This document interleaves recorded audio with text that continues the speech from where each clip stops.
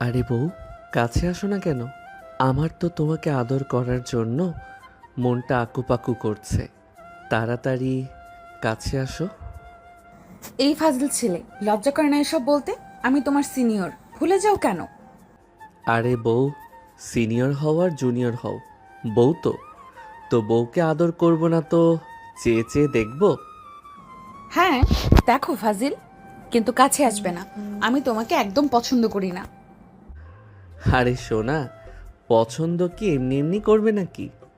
আমার ভালোবাসা পেলে এমনিতেই পছন্দ হয়ে যাবে। নো অব্র, একদম কাছে আসবে না। এসব জোর জবরদস্তি আমার কাছে একদম পছন্দ না। আপোষে আসতে না দিলে তো জোরই করতে হবে। তুমি আমার বউ, সেই 1 মাস ধরে। এর মধ্যে একটা হাতও ধরতে পারলাম না। কেন, শরীর পেতে খুব ইচ্ছে করে নাকি? তোমাদের মতো ছেলেদের কাছে তো ভালোবাসার মূল্যই নাই, শরীরটাই সব। নীলা রাগে ফুঁসে উঠে কথাগুলো বলল। অভ্র তো হতবাক। নীলা যে এমন করে বলবে সে বুঝতে পারে নাই। নীলার চোখে আগুন জ্বলছে। অভ্র এবার রাগ হলো। সে নীলাকে এক ঝটকায় কাছে নিয়ে এসে বলতে লাগলো। কি যা তা বলছো নীলা? তুমি আমাকে এমন ভাবো? এই 1 মাসে আমি তোমাকে একবারও জোর করেছি? ছাড়ো আমাকে, টাচ করবে না, অসহ্য লাগে আমার। অভ্র চোখ মুখ শক্ত হয়ে গেল। এতক্ষণ যে ছেলেটা হাসি ঠাট্টা করছিল মুহূর্তেই তার মুখের রেখা বদলে গেল। চোয়াল শক্ত, দৃষ্টি তখন তীক্ষ্ণ। সে ধীরে ধীরে নীলার হাত ছেড়ে দিলেও চোখ সরালো না। নীলা, কথা বলার আগে একটু ভেবে বলো। শরীরটাই যদি আমার সব হতো, তাহলে এই 1 মাসে তোমার ইচ্ছের বিরুদ্ধে একবারও কাছে আসতাম না। তুমি আমাকে এত সস্তা ভাবো? আমি তো দেখি, আমি যা দেখি তাই বলি। ছেলেরা বিয়ের পর শুধু একটা জিনিসই বোঝে, ভালোবাসা, সম্মান, এইসব মুখের কথা। সুযোগ পেলেই আসল চেহারা বের হয়। অভ্র এবার সত্যিই রেগে গেল। সে এক পা পিছিয়ে গিয়ে দু হাতে চুলে হাত বুলিয়ে বিরক্তি স্বরে পড়ল। ওয়াও, মানে আমি তোমার চোখে সেই লেভেলের ছেলে? তাহলে বিয়ে করলে কেন? তখন তো সিনিয়র ম্যাডামের খুব ইগো ছিল, তাই না? বিয়ে করেছি মানেই নিজেকে সঁপে দিয়েছি, এমন ভাবার কোনো কারণ নেই। মনে রাখবে, আমি এখনো তোমার সিনিয়র। আমার সম্মান নিয়ে খেলতে আসবে না। সিনিয়র সিনিয়র সিনিয়র, এই একটা কথা ছাড়া আর কিছু জানো? বিয়ের পরও যদি দেয়াল তুলে রাখো, তাহলে এই সম্পর্কটা কিভাবে চলবে বলো তো? সম্পর্ক? এটা সম্পর্ক নাকি জোর করে গলায় ঝুলানোর দায়? তুমি তো সুযোগ পেলেই আদর সোহাগের কথা বলো। একবারও জিজ্ঞেস করেছো আমি মানসিকভাবে প্রস্তুত কিনা? অভ্র থমকে গেল এক সেকেন্ডের জন্য, কিন্তু তার রাগ তখনও কমেনি। সে আবারও বলল। তুমি প্রস্তুত না সেটা আমি বুঝি, তাই তো 1 মাস ধরে নিজেকে আটকে রেখেছি। কিন্তু তুমি যেভাবে অপমান করলে, মনে হচ্ছে আমি কোনো লালসায় পাগল লোক। তুমি কি, সেটা সময় প্রমাণ করবে। আমি চোখ বন্ধ করে কাউকে বিশ্বাস করি না। শোনো নীলা, তোমার অতীত আমি জানি না, জানতেও চাই না। কিন্তু আমার চরিত্র নিয়ে বাজে কথা বলার আগে প্রমাণ রেখো। আমি তোমাকে ভালোবাসি, হ্যাঁ বললাম, ভালোবাসি। কিন্তু সেই ভালোবাসায় সম্মান আছে, জোর নেই। ভালোবাসা এত সহজে মুখে আনতে নেই অব্র। ভালোবাসা প্রমাণ করতে হয়। ঠিক আছে, প্রমাণই চাও যখন, তাহলে প্রমাণই পাবে। কিন্তু মনে রেখো, আজ যেভাবে আমাকে অপমান করলে, সেটা আমি ভুলবো না। ভালোবাসি বলে চুপ ছিলাম, দুর্বল বলে না। ঘরের ভেতরে থমথমে নীরবতা নেমে এলো। দুজনেই রাগে ফুঁসছে, কিন্তু দুজনের রাগের নিচে লুকিয়ে আছে অদ্ভুত টান। নীলা জানে সে ইচ্ছে করেই কঠিন কথা বলেছে। আর অভ্র বুঝছে এই মেয়েটার হৃদয়ে ঢুকতে হলে শুধু ভালোবাসা নয়, ধৈর্য আর আত্মসম্মানের লড়াইও করতে হবে ওকে। নীলা মুখ ঘুরিয়ে জানলার দিকে তাকিয়ে রইল। চোখের কোণে জমে থাকা পানি সে জোর করে আটকে রাখলো। অভ্র দরজার কাছে গিয়ে থামলো। আজ থেকে আর 1 ইঞ্চিও তোমার অনুমতি ছাড়া কাছে আসবো না। কিন্তু একটা কথা মনে রেখো, তোমার রাগ যত বড়ই হোক, আমার ভালোবাসা তার চেয়ে বড়।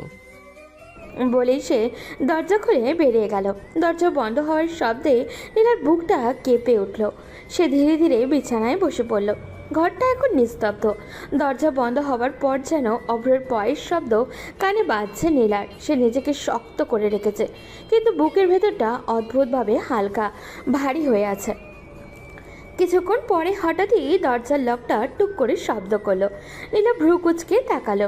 অভ্র দরজাটা আধখোলা করে মুখটা ভেতরে ঢুকে ফিস ফিস করে বলল, এক্সকিউজ মি ম্যাডাম, রুমে ঢোকা যাবে? আবার কেন আসলে? বের হয়ে যাও, নাটক করার জায়গা এটা না। অভ্র পুরো দরজা খুলে ভেতরে ঢুকে গেল, যেন কিছুই হয়নি। মুখে চওড়া একটা হাসি। আরে বউ ছাড়া ঘুম আসে নাকি?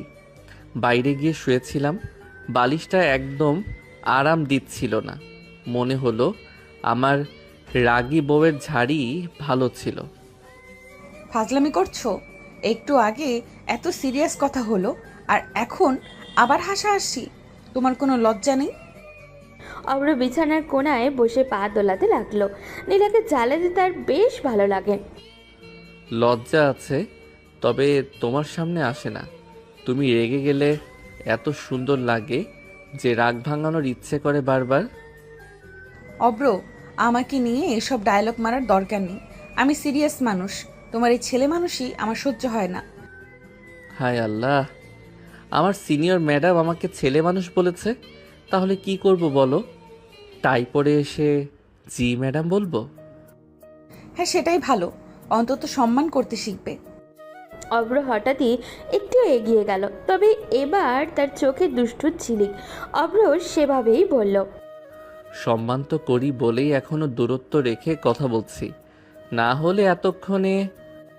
থামো, একদম থামো, বাজে ইঙ্গিত দিও না। আরে না না, আমি তো বলতে যাচ্ছিলাম এতক্ষণে তোমার রাগ ভাঙানোর জন্য চা বানিয়ে আনতাম। তুমি তো সব সময় খারাপটাই ভাবো।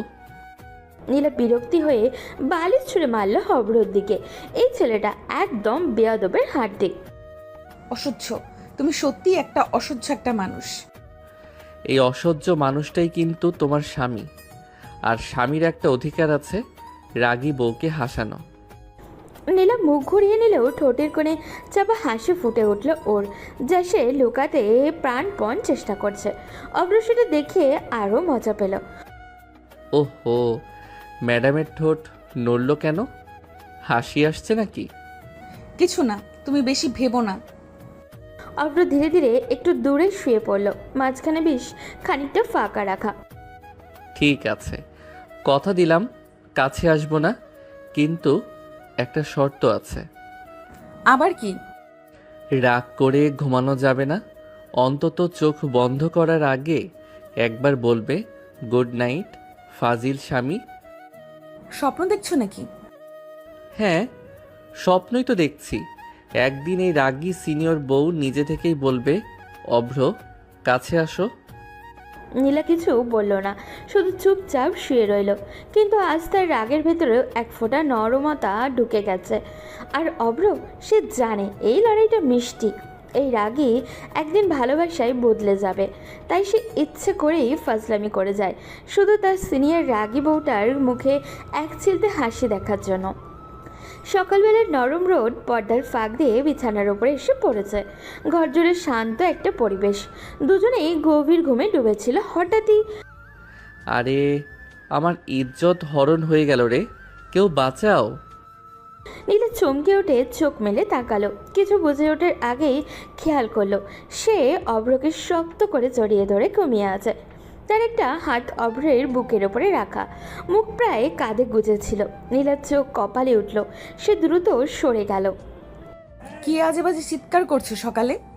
পাগল নাকি?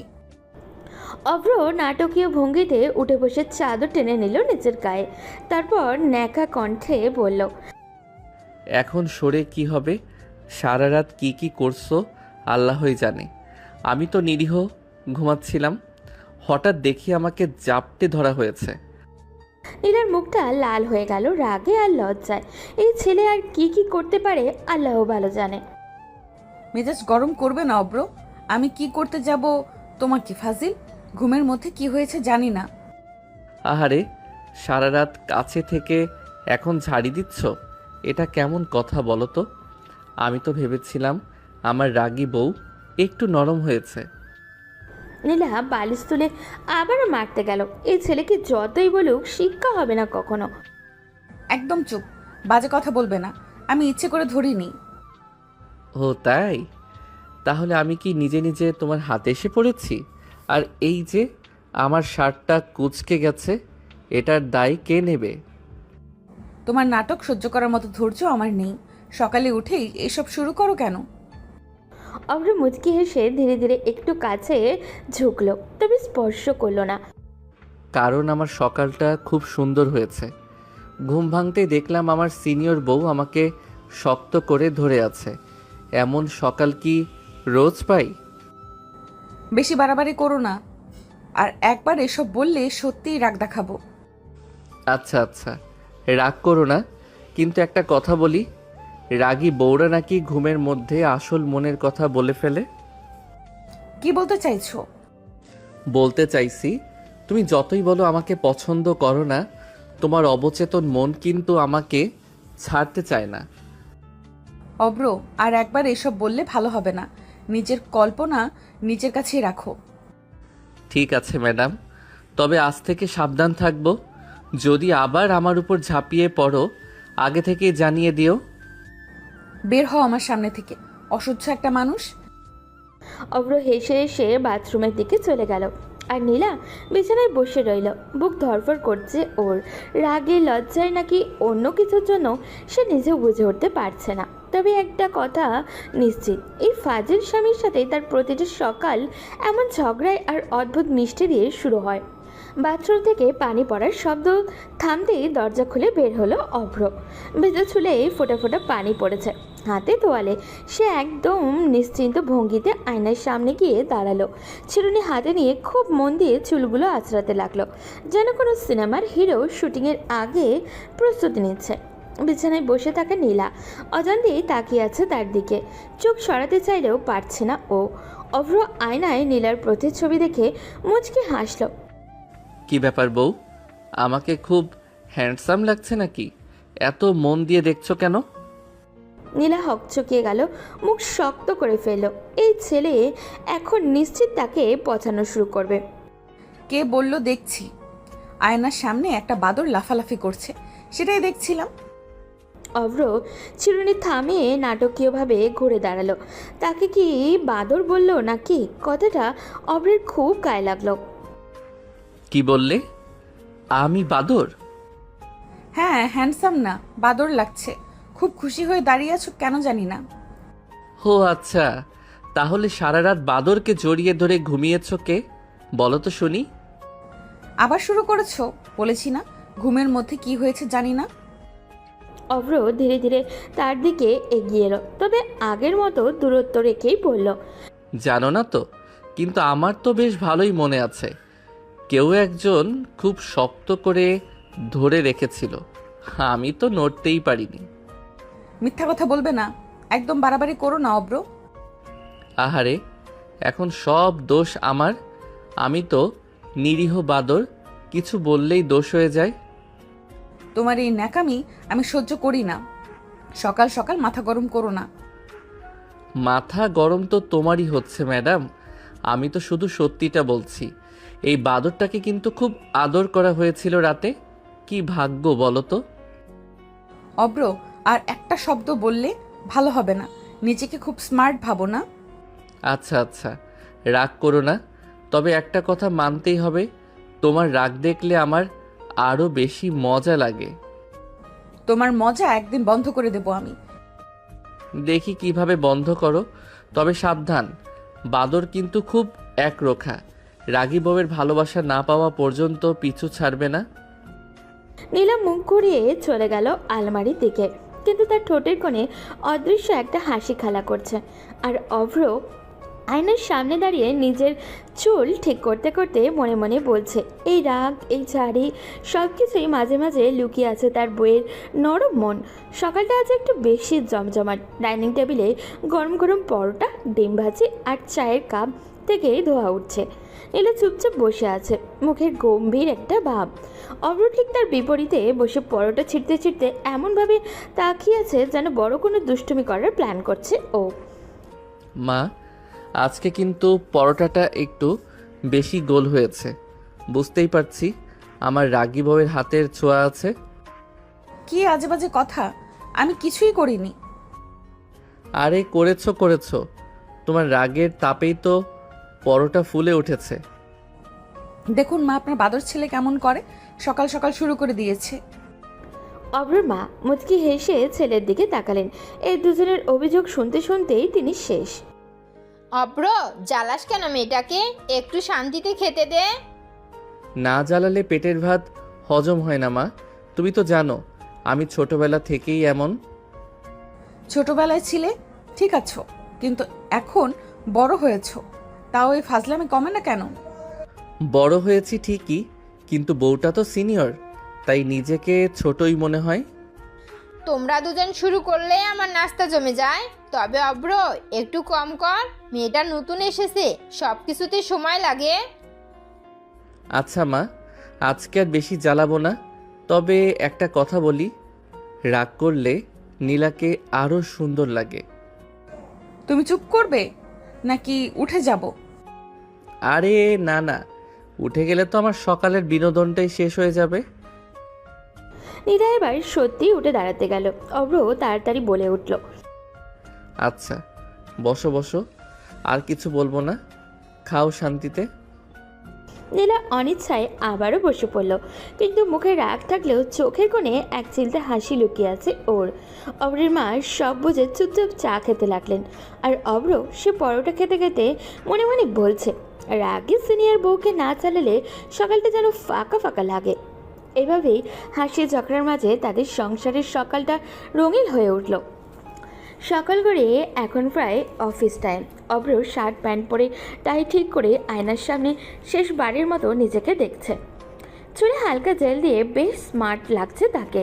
রুমের দরজায় হেলান দিয়ে দাঁড়িয়ে আছে নীলা, মুখে সেই ছিলছেনা গম্ভীর ভাব। নীলা ধীরে ধীরে ভেতরে এসে বিছানায় বসে বলল, যাক, আল্লাহ বাঁচাইছে, কয়েক ঘন্টা অন্তত শান্তিতে থাকতে পারবো।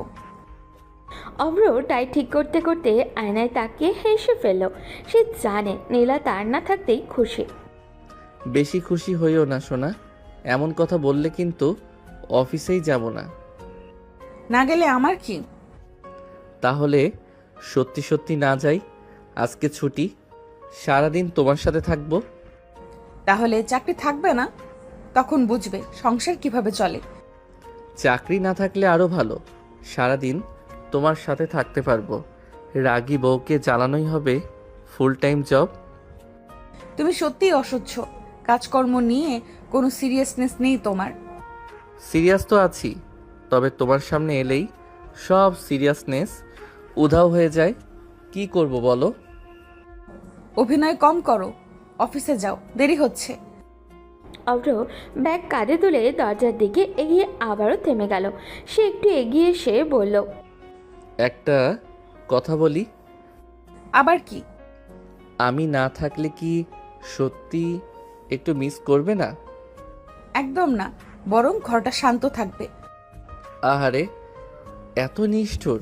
হাহ, আমি তো ভেবেছিলাম একটু হলেও মনে পড়বে। তোমার মতো ফাজিল মানুষকে কে মিস করবে? ঠিক আছে, তাহলে আজকে অফিসে গিয়ে 10 বার ফোন দিব, যাতে শান্তিটা পুরো নষ্ট হয়। একবার ফোন দিলেই ধরবো না, মনে রাখবে। ধরবে না তো আরো বেশি দিব, শেষে নিজেই বিরক্ত হয়ে ধরবে। নীলা বিরক্তি হয়ে জানলার দিকে তাকালো। অব্র দরজা খুলে বের হয়ে গেলেও মুখে সেই চওড়া হাসি। বের হওয়ার আগে আবারও মাথা ঢুকিয়ে বলল ও, আচ্ছা ম্যাডাম, দরজা লক করে রেখো। আর হ্যাঁ, আমার কথা বেশি মিস করো না যেন। নীলা বালিশ ছুঁড়ে মারতে গেল, কিন্তু ততক্ষণে সে পালিয়েছে। ঘরে আবারও শান্ত হয়ে গেল। নীলা দীর্ঘশ্বাস ফেলল। সত্যিই কি সে শান্তি পেল, নাকি এই ফাজিল স্বামীর কথাবার্তায় তার সকালগুলো অদ্ভুতভাবে পূর্ণ হয়ে ওঠে, সেটা সে নিজেও ঠিক বুঝতে পারল না। অভ্র বাসা থেকে বের হয়ে গেট পেরোতেই আবারও সেই চিরচেনা দুষ্টু হাসিটা মুখে ফুটে উঠল। একটু আগেও রাগী বইয়ের ঝাড়ি খেয়ে এসেছে ও, কিন্তু তার মুখে কষ্টের ছাপ নেই, বরং যেন নতুন একটা এনার্জি পায় ও। অফিসে ঢুকতেই ব্যাগটা নিজের কেবিনে রেখে সোজা কলিগদের রুমে ঢুকে পড়ল। কিরে ভাই সব, দেশ জাতি ঠিক আছে তো? আমার অনুপস্থিতিতে কোনো বিপ্লব হয়ে গেল নাকি? তুই না থাকলে অফিসে শান্তি থাকে। আজকে এত খুশি কেন আবার? খুশি না হয়ে উপায় আছে?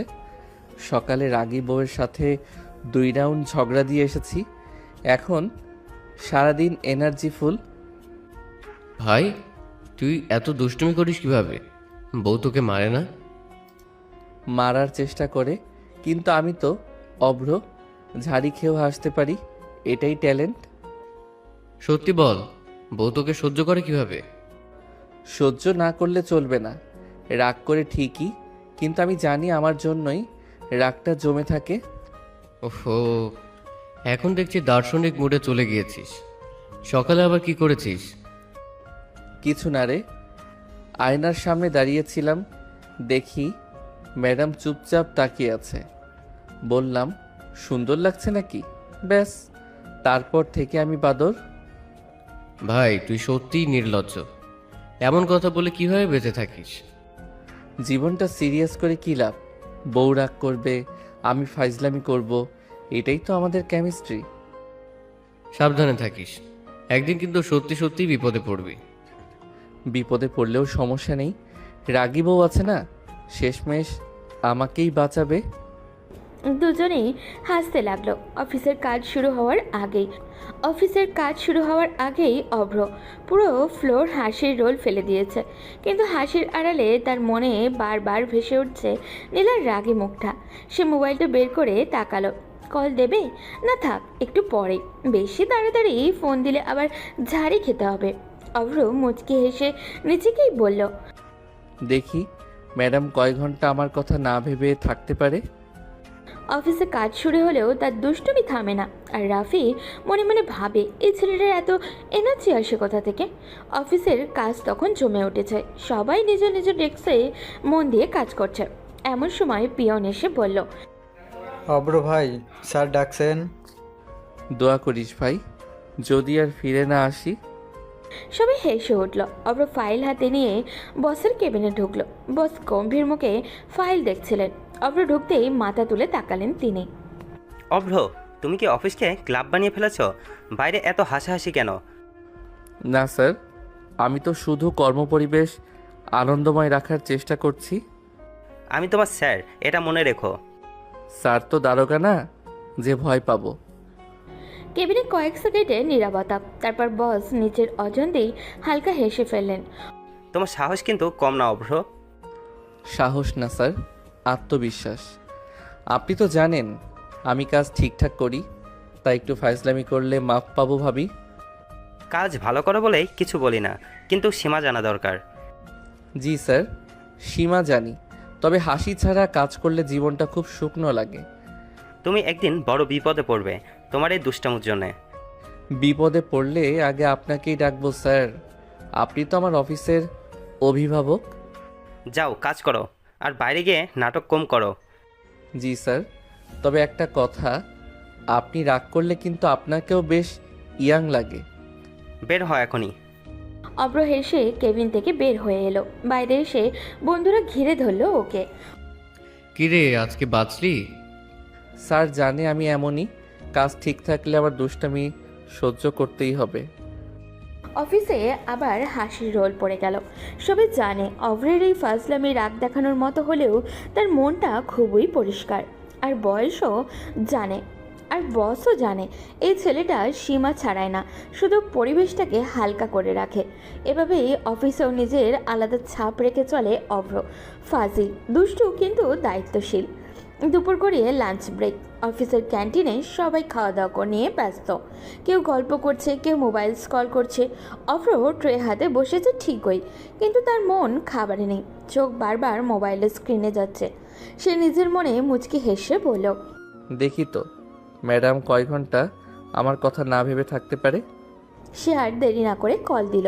ওপাশে কয়েকবার রিং হওয়ার পর নীলা ফোন ধরল। গলায় বিরক্তি স্পষ্ট। কি হয়েছে?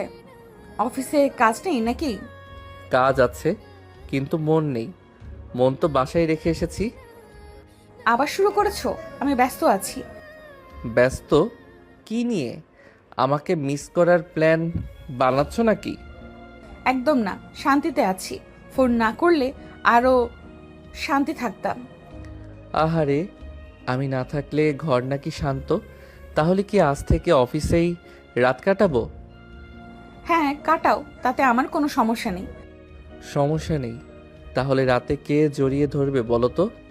নীলা চুপ করে গেল এক মুহূর্ত। এই ছেলে এক কথা বারবার বলবে। তারপর গলা শক্ত করে বলল, বাজে কথা বন্ধ করবে? সকাল থেকে যা শুরু করেছো। আচ্ছা আচ্ছা, সিরিয়াস কথা বলি। খেয়েছো? খেয়েছি, তুমি খাও, কাজ করো। তোমার গলা শুনলেই পেট ভরে যায়। খাওয়া না খেলেও চলবে।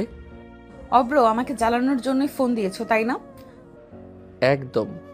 না জ্বালালে তো লাঞ্চ হজম হয় না। তোমার এই অভ্যাস একদিন বদলাবে। বদলাবে, তবে শর্ত আছে। কি শর্ত? তুমি একদিন নিজে থেকে বলবে, অভ্র একটু জ্বালাও না, ভালো লাগে। স্বপ্ন দেখো, এখন ফোন রাখো। আচ্ছা আচ্ছা, রাখছি। তবে একটা কথা। আবার কি? রাগ করো না, শুধু একটু কথা বলতে ইচ্ছে করছিল। কাজ শেষ করে বাসায় আসো, অযথা ফোন দিও না। জি ম্যাডাম, তবে মিস করলে কিন্তু আবার ফোন দিব। নীলা ফোন কেটে দিল। ফোনের স্ক্রিনে তাকিয়ে অব্র হেসে ফেলল। রাফি পাশে বসে বলল, কিরে আবার বউকে জ্বালালি? এটা আমার দৈনিক রুটিন। রাগী বউকে না জ্বালালে দিনটাই অসম্পূর্ণ লাগে। অন্যদিকে নীলা ফোন রেখে বিরক্তি মুখে বসে আছে, কিন্তু তার ঠোঁটের কোণে অদৃষ্ট এক হাসি। সে নিজেকেই ধমক দিল। ফাজিলের জন্য মনে কিছু আনবি না, ভুলে যাস না তোর লক্ষ্য কি। তবু মনে মনে সে জানে এই দুষ্টুমি না থাকলে হয়তো দিনটা এত রঙিন লাগতো না। সন্ধ্যার নরম আলো চারিদিকে ছড়িয়ে পড়েছে। আকাশে হালকা কমলের রং, পাখিরা বাসায় ফিরছে। অভ্র গেট খুলে ভেতরে ঢুকতেই ঘরটাকে অদ্ভুত শান্ত লাগলো। রুমে ব্যাগ রেখে সে ধীরে ধীরে ব্যালকনির দিকে এগিয়ে গেল। দেখলো নীলা ব্যালকনিতে দাঁড়িয়ে আছে, চুলটা খোলা, হালকা বাতাসে উঠছে, দুহাত রেলিংয়ে রাখা, দৃষ্টি দূরে কোথাও একটা। অভ্র কিছুক্ষণ চুপ করে তাকিয়ে রইল। তার চোখে দুষ্টুমির বদলে এক মুহূর্তের জন্য অন্যরকম নরমতা ফুটে উঠল। তারপর আস্তে পা ফেলে পেছন থেকে গিয়ে হঠাৎ করেই নীলাকে জড়িয়ে ধরল। নীলা চমকে উঠল।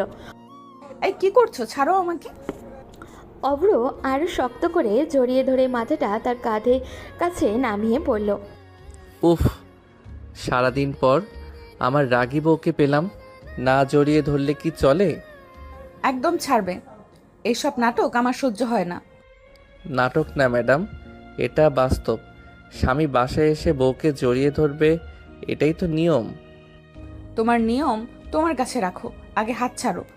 অভ্র ছাড়ল না, বরং আরও একটু শক্ত করে জড়িয়ে ধরে দুষ্টুমি করে বলল, আজকে সারাদিন কিন্তু খুব শান্ত ছিলাম, তোমাকে জ্বালাইনি, তাই সন্ধ্যার বোনাস হিসেবে একটা হাক তো পাওনা আছে। কে বলেছে পাওনা আছে? আমি দিইনি কোনো অনুমতি। অনুমতি নিলে তুমি দেবে না, তাই চুপি চুপি নিচ্ছি। অব্র, আর এক সেকেন্ডও নয়, না হলে চিৎকার করব। চিৎকার করো, সবাই জানুক আমি আমার বউকে ভালোবাসি। নীলা জোর করে তার হাত সরিয়ে সামনে ঘুরে দাঁড়ালো। তারপর রাগে কণ্ঠে বলতে লাগলো, তোমার এসব ভালোবাসা আমার লাগবে না, একটু দূরে থাকলেই ভালো লাগে। দূরে থাকলে তো বুকটাই ফাঁকা লাগে। সারাদিন অফিসে বসে শুধু ভাবছিলাম কখন বাসায় এসে তোমাকে জ্বালাবো। সত্যি বলছি, তোমার এই ফাজলামি একদিন বন্ধ করে দেব। বন্ধ করতে গেলে কিন্তু আরও কাছে আসতে হবে। তখন কি করবে ম্যাডাম? নীলা কিছুক্ষণ চুপ করে রইল। বাতাসে তার চুল আবারও উড়ে এসে মুখে পড়ছে। অভ্র হালকা হাত বাড়িয়ে চুল সরিয়ে দিল। এক সেকেন্ডের জন্য দুজনের চোখ পড়ে গেল। নীলা দ্রুত মুখ ফুরিয়ে নিল। ভেতরে যাও, চা বানানো আছে, আর বেশি বাড়াবাড়ি করো না। ঠিক আছে, যাচ্ছি। তবে মনে রেখো, আজকে কিন্তু আবার বেলকনিতে দাঁড়াবে, আমি আবার জড়িয়ে ধরবো। নীলা দ্রুত মুখ ফিরিয়ে নিল। নীলা রাগে ফুসতে ফুসতে ভেতরে ঢুকে গেল। বাইরে থেকে দেখলে মনে হবে শুধু ঝগড়া আর বিরক্তি, কিন্তু এই রাগের আড়ালেই জমেছে এক অদৃশ্য টান, যেটা দুজনেই অস্বীকার করছে, অথচ এড়িয়ে যেতে পারছে না। সন্ধ্যার আলো নরম হয়ে এসেছে। অভ্র ফ্রেশ হয়ে ফ্লাক্স হাতে নিয়ে বসে আছে। ভিতরে চায়ের গরম একটা গন্ধ ভাসছে। আয়নাতে নিজের ভঙ্গি চেক করে ও, আবার হালকা হাসি দিয়ে চায়ের কাপে পানি ঢালতে লাগলো। অভ্র হালকা চুমুক নিয়ে বলল, আহারে, এই গরম চা আর রাগী বউ দুইটাই চাই একসাথে। নীলা পেছন থেকে তাকিয়ে আছে চুপচাপ, মুখে রাগের ছাপ। অভ্র তার দিকে তাকিয়ে মুচকি হেসে বলল, কি ব্যাপার বউ, চা সুন্দর লাগছে নাকি, নাকি বাদর লাগছে আবার? নীলা কোনো উত্তর দিল না, কেবল চা দেখতে চোখ নামিয়ে রেখেছে। অভ্র নাটকীয় ভঙ্গিতে চুমুক নিয়ে আবারও বলল, তুমি জানো, এই চায়ের গরম আর তোমার রাগের মিল খুব জোর, একসাথে থাকলে। আচ্ছা, এটাই মজা। নীলা চোখ কুচকে চুমুকের শব্দ শোনার ভান করে কিছুক্ষণ চুপচাপ সহ্য করলো। অভ্র হেসে বলল, এত চুপ কেন? ক্লান্ত হয়ে গেছো? ক্লান্ত হইনি, শুধু তোমার ন্যাকামো দুষ্টুমিতে বিরক্ত। বিরক্ত? আহারে, বিরক্ত হলে তো আরো মজা আসে। আমি জোর করব না, শুধু একটু ফাইজলামি। নীলা কপালে ভাঁজ ফেলল, চায়ের কাপের দিকে তাকিয়ে বলল ও, আর দুষ্টুমি করো না, আমি নিচে চলে যাচ্ছি। যাচ্ছ? ঠিক আছে, তবে জানো, নিচে গেলেও আমি তোমাকে খুঁজে পাবো। নীলা বিরক্ত মুখে চা রাখলো। ধীরে ধীরে সিঁড়ি ধরে নিচে চলে গেল। অভ্র চায়ের কাপ রেখে হালকা মুচকে হাসি দিল। আহারে, রাগী বউকে বিরক্ত করা আর তারপর সে চুপচাপ চলে যাওয়া, এই মিষ্টি ঝগড়া ছাড়া দিনটা অসম্পূর্ণ। ফ্লাক্সের পাশে বসে চায়ের গরম কাপে চুমুক দিয়ে অভ্র আবারও নিজের দুষ্টুমির পরিকল্পনা করতে শুরু করলো। রাত নেমেছে, বাসার আলোটা নরম আর বাইরে হালকা ঠান্ডা বাতাস। অভ্র সব ফ্লাক্স ফিনিশ করে নেমে এসেছে ডাইনিং রুমে। বাবা মা ইতিমধ্যেই বসে আছেন, টেবিলে হালকা রাতের খাবার সাজানো। ডাইনিং রুমে বসেই সকলে আড্ডা দিতে শুরু করলো। বাবা কাজের দিনের খবর নিচ্ছেন, মা রান্নার গল্প। অভ্র কপালে হাত দিয়ে মুচকে হেসে বলল, আরে বাবা, শুনেছ কি আজকে অফিসে কি ঘটেছে? পুরো দফতরে ফাইজলামি করেছি। কি হচ্ছে অব্র? সব সময় কি দুষ্টুমি করো কেন? আর আজকে কি করেছো? দুষ্টামি না হতো তো কি মজা থাকতো? অফিসে বস দেখেছে, রাগী বউকে ফ্লাস্কের সামনে থামতে দেখেছে, আমি তো নাটক করেছি। নাটক না, সত্যিই দুষ্টুমি করেছে। অভ্র, কাজের কাজও করো, শুধু ফাজলামি আর দুষ্টামি করে কি লাভ? ও, লাভ? আহারে মা, লাভ হচ্ছে সব সময় হাসি খুশি। অফিসে সবাই জ্বালালাম, সবাই বলে ও অভ্র। দেখো অব্র, কাজটা কিন্তু গুরুত্বপূর্ণ। সব সময় দুষ্টুমি আর ফাইজলামি করলে কোথায় যাবে? বাবা, কাজ করি ঠিকই, তবে একটু ফাইজলামি ছাড়া দিনটা অসম্পূর্ণ মনে হয়। তুমি সবসময়ই দুষ্টুমি, আর এইভাবে বেকুবের মতো হাসি কোনো দিন বড় বিপদে ফেলবে। বিপদ? আহারে ম্যাডাম, বিপদ হলে আমি আপনাদের সবাইকে বলবো, এতে বাড়ি তো আরও মজা পাবে।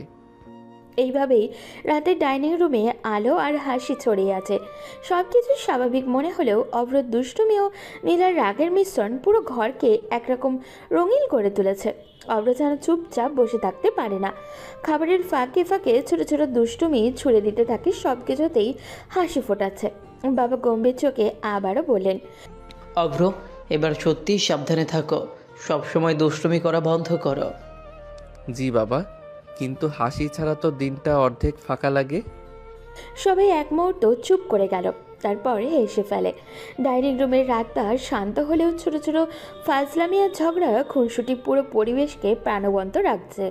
রাত ঘনিয়ে এসেছে, ঘরটিতে হালকা আলো আর বাইরে বাতাস ঠান্ডা ঢেউ। অভ্র ডাইনিং রুমের টেবিল থেকে উঠে নীলাকে নিয়ে রুমে চলে যায়। নীলার দিকে এগিয়ে আসে ও। অভ্র ধীরে ধীরে তার হাতে হালকা মুচকি হাসি নিয়ে বলল, জান, আজ একটা সুন্দর শাড়ি পরো।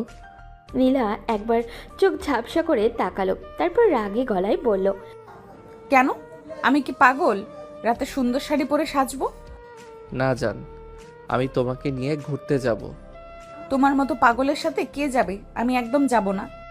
তুমি জান, যাবেই। নীলা একদম নীরব। সে জানে অভ্রকে না বললেও শেষ কথা হবে না। অভ্র আবারও কাছে গিয়ে বলল, না বলবে না, শুনবো না, আমি থামবো না। অব্র, তুমি কি সবসময়ই পাগল? পাগল না হইলে তো তোমাকে আনন্দ দিতে পারতাম না। নীলা কিছুক্ষণ বিরক্তি চোখে তাকালো। তার মধ্যে রাগও আছে, কিন্তু অভ্রের দুষ্টুমি আর অদৃশ্য টান তাকে বিরক্তি সামলাতে বাধ্য করছে। অভ্র হালকা কণ্ঠে বলল, চলো না জান, শুধু 1 ঘন্টা আমার সাথে ঘুরতে। তুমি যদি না থামো সত্যিই ঘুম ভেঙে যাবে। আমার ঘুমাতে দাও। আরে জান, ঘুম কি? রাতটা শুধু আমাদের জন্য। তুমি আমার শার্টের মতো সুন্দর শাড়ি পরো, আর আমরা একটু মজা করি। নীলা বিরক্তি হলেও কিছু না বলে চুপচাপ চলে গেল। অভ্র জানে সে ঠিকই নিজের পরিকল্পনা অনুযায়ী নীলাকে শাড়ি পরাতে পারবে। অভ্র মুচকে হেসে বলল, আহারে রাগী বউ, তোমাকে ফাইজলামি ছাড়া শান্ত দেখলে রাতটা অসম্পূর্ণ মনে হয়। ঘরটা হালকা আলোয় ভরে গেছে। নীলা সাবধানে শাড়ি পরে বেরিয়ে এসেছে, চুলটা বাঁধা, চোখে লুকানো রাগ আর ঠোঁটে অদৃশ্য হাসি। অভ্র দেখে চমকে উঠল, চোখে আনন্দ আর হালকা দুষ্টুমি ফুটে উঠল ওর। অভ্র মুচকে হেসে বলল, আহা জান, অসাধারণ লাগছে। তোমার রূপে তো আকাশের তারাগুলাও লজ্জা পাবে। আহারে, অনেক নাটক। এত প্রশংসা দিয়ে কি করছো? কিন্তু সত্যি বলি জান, হাতটা ধরতে না পারলে রাতটা অসম্পূর্ণ মনে হয়। হাত ছাড়ো। বউয়ের হাত ধরে না ঘুরলে কি ভালো লাগে? অব্র, এবার একটু বেশি হয়ে গেল। বেশি? আহা, আমি তো শুধু বললাম হাতটা ধরে হাঁটলে আরও আনন্দ। বাইরে রাতের হাওয়ায় চমৎকার নীরবতা। অভ্র হাতটা ধরে ধীরে ধীরে হেঁটে নিয়ে যাচ্ছিল। নীলা কিছুটা বিরক্ত, কিছুটা অস্বীকারও, কিন্তু হাত ছাড়তে পারছে না ও। অভ্র হালকা হাসি দিয়ে বলল, জান, আজকে রাতটা শুধু আমাদের জন্য। রাগী বউয়ের সঙ্গে হাঁটা ছাড়া কি আর আনন্দ?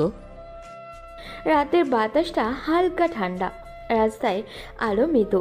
অভ্র আর নীলা হাত ধরে হাঁটছে, একে অপরের ছায়া যেন মিশে গেছে। হঠাৎই তারা পৌঁছালো ছোট্ট ফুচকার দোকানের সামনে। নীলা চোখ কুচকে বলল, আহা, তুমি কি আবার? দেখি তো জান, ফুচকা খাওয়ার ইচ্ছে আছে কি না। তুমি কি চাইছো না একটু মজা আর ফুচকার স্বাদ? অব্র, তুমি আরেকবার ফাজলামি শুরু করেছো। ফাজলামি ছাড়া কি ফুচকা মজা লাগে? অভ্র তখন দোকানের ভিতরে ঢুকে ফুচকাওয়ালা মামার দিকে চেয়ে বলল, মামা, 2 প্লেট ফুচকা, একদম ঝাল কম, কিন্তু স্বাদ যেন বউয়ের মতো হয়, অসাধারণ। বাহ ভাই, বউয়ের মতো ফুচকা! আজকে তো কোনো রেকর্ড বানাবে মনে হচ্ছে। বউকে দেখিয়ে ফেলবো, তাই তো? তবে সাবধানে, না হলে বউ রেগে গিয়ে ফুচকা খেলতে পারে। অব্র, তুমি সবসময় কি মজা করবে? মজা না করলে রাতটাই কি আনন্দময় হবে? বউ, একটু হাসো। ফুচকার গরম গন্ধে রাতের হাওয়া আর অভ্রের দুষ্টুমি সব মিলিয়ে নীলার মুখে হালকা রঙিন রাগ আর অদৃশ্য হাসি ফুটে উঠল। অভ্র আরও কাছে এসে বলল, দেখো, ফুচকাওয়ালার সাথেও ফাইজলামি করতে পারি। আজকে পুরো রাতটা তোমার জন্য। নীলা চুপচাপ, চোখে রাগ আর ঠোঁটে অদৃশ্য হাসি। সব মিলিয়ে রাতটা যেন এক রঙিন ফাজলামি আর মিষ্টি মুহূর্তে পরিণত হলো। ফুচকার দোকান থেকে দুজন বেরিয়ে রাস্তায় হালকা বাতাসে হাঁটছে। অভ্র হাত ধরে রেখেছে, আর নীলা কিছুক্ষণ চুপচাপ। তারপরেও মনে মনে নিজেকে শক্ত করে বলছে ও, আমি তো ওর প্রতি দুর্বল হওয়া চলবে না। ওর উপরে যেমন দেখা যায় ভেতরেও তেমন না। কি হলো জান, ফুচকা কেমন লাগলো? নীলা কপালে ভাঁজ ফেলল, তারপর ঠোঁটের কোণে হালকা হাসি ধরে বলল, ভালো। শুধু ভালো? আর একটু বলো তো, খুশি হলি নাকি? খুশি? তোমার দুষ্টুমি খুশি হয়তো। এরপর তারা আবারও রাস্তা হেঁটে চলে। বাতাসে রাতের ঠান্ডা, বাতাসে লাইটের ঝলকানি আর দুজনের মাঝে ছোট ছোট দুষ্টুমি সব মিলিয়ে রাতটা আনন্দময়।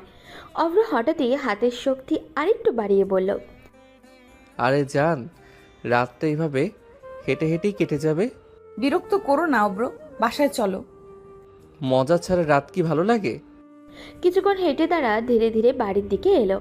বাড়ির গেটের সামনে এসে নীলা হাত ছাড়ল, কিন্তু অভ্র এখনও মুচকি হেসে দেখছে।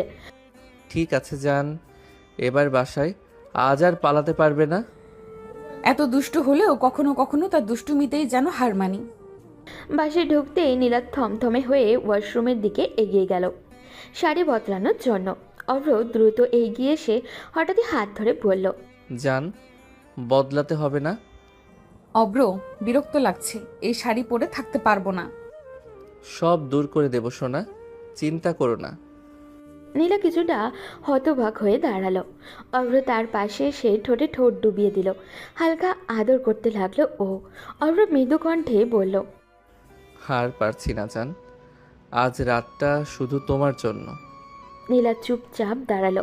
অভ্র ধীরে ধীরে পাশে বসে তার হাতে হাত রাখলো।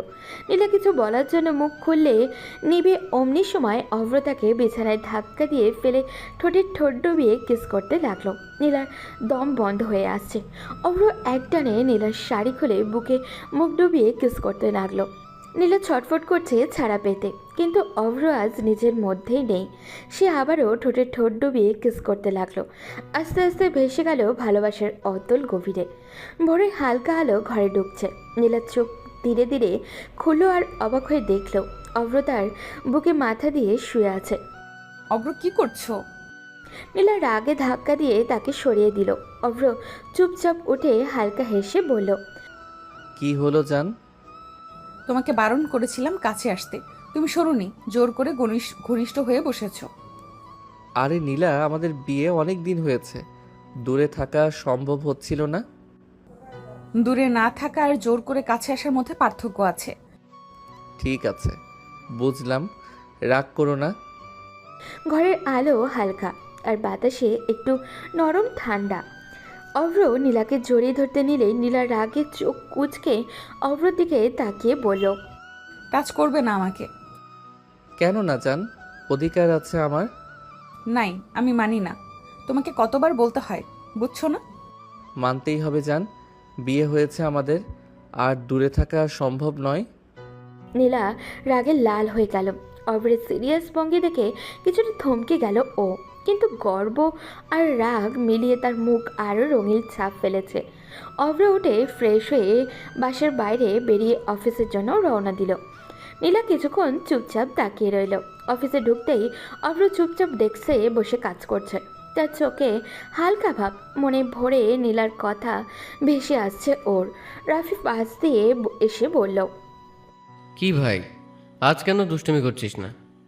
দেখছি শান্ত, মেজাজ ঠিক নেই। কি হয়েছে? নীলাকে এত ভালোবাসি, তাও ও বুঝতে চায় না। মনে হয় কোনো রাগ পুষে রেখেছে আমার প্রতি। ঠিক হয়ে যাবে, চিন্তা করো না, ওর রাগ ভাঙাতে হবে। অভ্রের চোখে হালকা হাসি ফুটল, তবে ভেতরে রাগ আর ভালোবাসার টান আছে। মনে মনে ভাবছে, নির্ভয়ে রাফি বলছে ঠিক হবে, তবে রাতের পরিবেশ নিজে সব ঠিক করে নেবে। এই রাগ, এই বিরক্তি সবই কাটিয়ে উঠে আমি ওকে খুশি করব, ঠিক যেমনটা করার কথা। দিনের আলো কমে আসছে। অফিসের ঘরে হালকা আলো আর কম্পিউটার স্ক্রিনের ঝলও সব মিলিয়ে অভ্রের মন শুধু নীলার দিকে মনোযোগী। আর রাফির কথায় কিছুটা প্রশান্তিও এসেছে, কিন্তু রাগের টান এখনও ভেতরে দাগ রেখে গেছে। দিনভর অফিসের চাপ শেষে অভ্র বাড়ি ফিরল। ঘরে ঢুকতেই দেখলো নীলা সোফায় বসে ফোনে স্ক্রল করছে। হালকা আলো আর ঘরের নীরবতা যেন মুহূর্তে চাপিয়ে দিয়েছে দিনের ক্লান্তি। অভ্র হালকা মুচকে হাসি দিয়ে বলল, কি করো জান? ডান্স করি।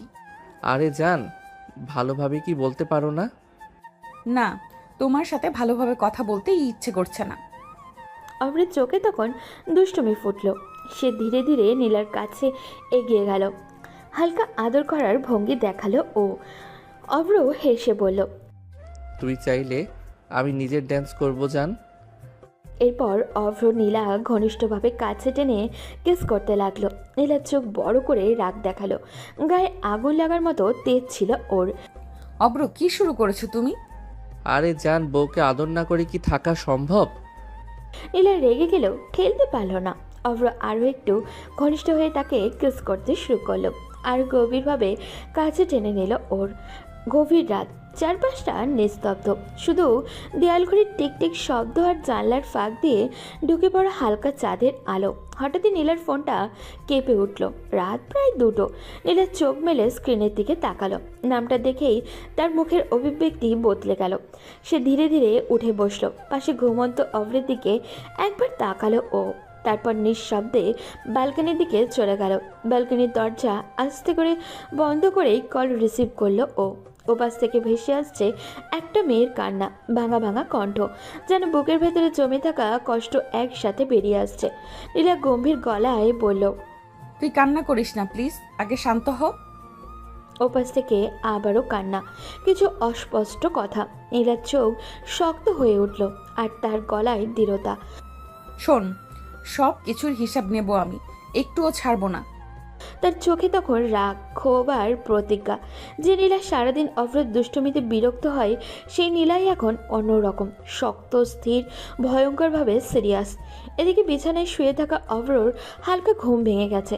সে চোখ না খুলেই টের পেল নীলা পাশে নেই। ধীরে ধীরে চোখ খুলে দেখলো ব্যালকনির দরজা আধা খোলা। নীলার কণ্ঠস্বর ভেসে আসছে, ওকে আমি ছাড়বো না। অভ্র ভ্রু কুঁচকে গেল। তার মনে হালকা একটা সন্দেহ রেখা টানল। কে, কিসের হিসাব, কাকে ছাড়বে না ও? অভ্র উঠে বসতে চাইল, কিন্তু নিজেকে থামালো। সে চুপচাপ আবারও শুয়ে পড়ল, চোখ বন্ধ করে ঘুমের অভিনয় করতে লাগলো। তার ভেতরে প্রশ্নের ঝড় উঠেছে, কিন্তু বাইরে একটু প্রকাশ করলো না ও। কিছুক্ষণ পর নীলা কল কেটে ধীরে ধীরে রুমে ফিরে এলো। তার মুখে এখনো কঠিন ছাপ। সে অভ্রের দিকে একবার তাকালো, দেখলো সে ঘুমিয়ে আছে। হালকা নিঃশ্বাস ফেললো, তারপর ধীরে ধীরে বিছানায় শুয়ে পড়ল। দুজন পাশাপাশি শুয়ে আছে, কিন্তু মাঝখানে যেন অদৃশ্য একটা দেয়াল দাঁড়িয়ে গেছে। রাতটা আবারও নীরব হয়ে গেল, কিন্তু এই নীরবতায় নিচে জমে রইল অজানা প্রশ্ন, লুকানো রহস্য, আর দুজনের মাঝখানে অদেখা সত্য। রাতে সেই অদ্ভুত নীরবতার পর ভোরের আলো জানলা দিয়ে ঢুকলে নীলা ধীরে ধীরে উঠে বসল। তার চোখে ঘুম নেই, বরং এক ধরনের দৃঢ়তা। সে আলমারি খুলে দ্রুত একটা শাড়ি বের করলো। আয়নার সামনে দাঁড়িয়ে চুল আছড়াতে লাগলো ও। মুখটা কঠিন, যেন ভিতরে ভিতরে কোনো সিদ্ধান্ত নিয়ে ফেলেছে ও। বিছানায় শুয়ে থাকা অভ্র চোখ মেলে তাকালো। কই যাও এত সকালে? তোমাকে বলতে বাধ্য না। কথাটা যেন ছুরি হয়ে এসে লাগলো অভ্রের গায়ে। অভ্র উঠে বসলো, চোখে আর আগের মতো দুষ্টুমি নেই, কণ্ঠ কড়া ভাব। সব সময় দুষ্টুমি করি মানে এই না যে বউ কই যাবে সেটার খবর নিব না। খবর দিতে হবে কেন? আমি কি তোমার অনুমতি নিয়ে চলি? অনুমতি না, কিন্তু জানানোটা তো স্বাভাবিক। রাতেও কার সাথে কথা বলছিলে? এখন ভোরে কোথায় যাচ্ছ? কিছুই বলবে না? তুমি কি আমাকে সাহায্য করছো? সন্দেহ না, কিন্তু আমি তোমার স্বামী, আমার জানার অধিকার আছে। অধিকার সবসময় অধিকার, আমার নিজের কোনো জায়গা নেই। দুজনের চোখে চোখ, বাতাসটা কেমন যেন ভারী। অভ্র এবার আর দুষ্টুমি করলো না, তার চেহারায় কষ্ট মেশানো একটা রাগ। আমি হাসি ঠাট্টা করি বলে আমাকে হালকা ভাবো না নীলা, সব কিছুর সীমা আছে। আমার দেরি হচ্ছে, ফিরে এসে কথা হবে। দরজা বন্ধ হওয়ার শব্দে ঘরটা কেঁপে উঠল। অভ্র স্থির হয়ে দাঁড়িয়ে রইল, তার মনে রাগ, কষ্ট, সন্দেহ সব একসাথে জট বেঁধে গেল। আজ প্রথমবার দুষ্টুমি নেই, শুধু নিরাপত্তা। সকালের আলো পুরো বাসাটা ভরে ফেলেছে।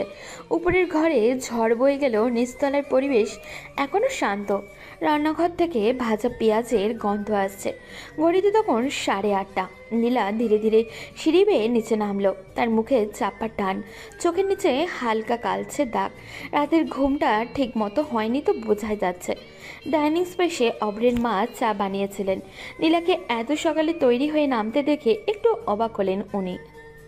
এই সময় রেডি হয়ে নামছো মা? কোথাও যাবে নাকি? মা, আমি একটু বাইরে যাচ্ছি। বাইরে? এখন? এখন তো কাজ নেই, কোথায় যাবে? একটু বান্ধবীর সাথে দেখা করব মা, খুব জরুরি।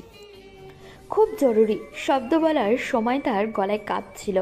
মা চুপচাপ কয়েক সেকেন্ড তাকিয়ে রইলেন। মেয়েটাকে তিনি বুঝতে শিখেছেন, রাগী একগুঁয়ে কিন্তু মনটা খুবই নরম। সব ঠিক আছে তো মা? তোমার মুখটা ভালো লাগছে না? হ্যাঁ মা, সব ঠিক আছে, শুধু একটু দরকারি কথা আছে, দেরি করব না। ঠিক আছে যাও, তবে ফোনটা অন রাখবে। নীলা মাথা নেড়ে ব্যাগটা কাঁধে তুলে নিল। ঠিক তখনই উপরের ঘরের দরজাটা ধীরে ধীরে খুলল। অভ্র সিঁড়ির মাথায় দাঁড়িয়ে আছে। সে নিচের কথোপকথন শুনছে, তার চোখে স্থির নীলার দিকে। আজ সেই দুষ্টুমি ভরা হাসি নেই। মা উপরে তাকিয়ে বললেন, অব্র, চা খাবি? অভ্র কোনো উত্তর দিল না, শুধু ধীরে ধীরে সিঁড়ি দিয়ে নেমে এলো। নীলার সামনে এসে দাঁড়ালো ও। অভ্র শান্ত কিন্তু ঠান্ডা গলায় বলল, বান্ধবী? কোন বান্ধবী? তোমাকে তো বলেছি, বলতে বাধ্য না। মা পরিবেশের টান বুঝতে পেরে চুপ হয়ে গেলেন। অভ্র হালকা হেসে উঠল, কিন্তু সেই হাসিতে আগের উচ্ছ্বাস নেই। ভালো, তাহলে যাও। কথাটা খুব সাধারণ ছিল, কিন্তু ভেতরে যেন কাটার মতো বিঁধে রইল। নীলা দরজার দিকে এগিয়ে গেল। দরজা খুলে বেরিয়ে যাওয়ার ঠিক আগে একবার পিছনে তাকালো ও। অভ্র তখনও মায়ের সামনে দাঁড়িয়ে আছে, কিন্তু চোখ তার নীলার দিকে। সে চোখে রাগ নেই, আছে কষ্ট। দরজাটা বন্ধ হলো। মা ধীরে বললেন, তোদের মধ্যে কি হয়েছে? কিছু না মা। আমাকে বাচ্চা ভাবো না, তোমার মুখ আমি চিনতে পারি। মা, আমি ওকে খুব ভালোবাসি, কিন্তু ও আমাকে দূরে সরিয়ে দিচ্ছে। আমি বুঝতে পারছি না কেন। মেয়েদের মন জটিল হয় বাবা, হয়তো কোনো কষ্টে আছে, জোর করো না। অভ্র চুপচাপ। অন্যদিকে রাস্তায় বেরিয়ে নীলা দ্রুত হাঁটছে। তার ফোনে বারবার মেসেজ আসছে। একটা নির্জন ক্যাফের সামনে গিয়ে থামলো ও। ভিতরে ঢুকে কোণের টেবিলে বসে থাকা মেয়েটার দিকে তাকালো। মেয়েটার চোখটা লাল, কান্নায় ফুলে আছে। নীলা চেয়ারে বসেই হাত ধরলো তার। আমি আছি, তুই ভয় পাবি না। ও আমাকে বিয়ে করার কথা বলে সব নষ্ট করে দিল। নীলার চোখটা শক্ত হয়ে গেল। তার মাথায় গত রাতের ফোন কল ভেসে উঠল। সব কিছুর হিসাব নিব আমি, ছাড়বো না ওকে। এদিকে বাসায় অভ্র চুপচাপ বসে আছে। আজ সে অফিসে যাবে কি না ভাবছে না। তার মাথায় ঘুরছে শুধু একটাই প্রশ্ন, নীলা কি তাকে বিশ্বাস করে না? আর সেই ফোন কলটা কার জন্য? এই যুদ্ধের প্রস্তুতি। দুজন আলাদা জায়গায় বসে আছে, কিন্তু দুজনের মাঝখানে জমে উঠেছে ভুল বোঝাবুঝির দেয়াল। একদিকে ভালোবাসা, অন্যদিকে লুকানো ঝড়। এই ঝড় কোথায় গিয়ে থামবে তা এখনও কেউ জানে না। ক্যাফের কোণের টেবিলটায় যেন আজ সাক্ষী হতে যাচ্ছে এক ঝড়ের। বাইরে সকালের আলো, কিন্তু ভিতরে পরিবেশটা ভারী। নীলার সামনে বসে থাকা মেয়েটা তার পুরনো বান্ধবী মেহরিন। চোখ ফুলে গেছে কান্নায়, হাত কাঁপছে। মেহরিন কাঁপা গলায় বলল, তুই তো জানিস অভ্র কেমন করে আমার জীবনে ঢুকেছিল। নীলা স্থির হয়ে গেল। তার বুকের ভেতরটা ধক করে উঠল। মেহরিন আবারও বলল, ভালোবাসার নাটক করে আমাকে ফাঁসিয়েছে। দিনের পর দিন কথা, মেসেজ, স্বপ্ন দেখিয়েছে। বলতো আমাকে ছাড়া সে বাঁচবে না। তারপর একদিন বলল দেখা করতে। ধীরে ধীরে আমাকে বিশ্বাস করালো। রুম ডেট, তারপর সে আর বলতে পারল না। কান্নায় ভেঙে পড়ল ও। নীলার হাতটা ঠান্ডা হয়ে গেল। মেহরিন কাঁদতে কাঁদতেই বলল, এখন আমি প্রেগনেন্ট। সমাজে মুখ দেখাবো কিভাবে বল? ও এখন আমাকে চিনতেই চায় না, ব্লক করে দিয়েছে সব জায়গা থেকে। শব্দগুলো যেন ছুরি হয়ে নীলার কানে ঢুকছে। অভ্রের হাসি, তার দুষ্টুমি, তার জান বলা সব মিলিয়ে মাথার ভিতরে ঘুরপাক খাচ্ছে। নীলা ধীরে ধীরে বলল, সব জানি, মানে তুই আগেও বলেছিলি ওর কথা, কিন্তু আমি মানতে পারছি না অব্র এসব করেছে।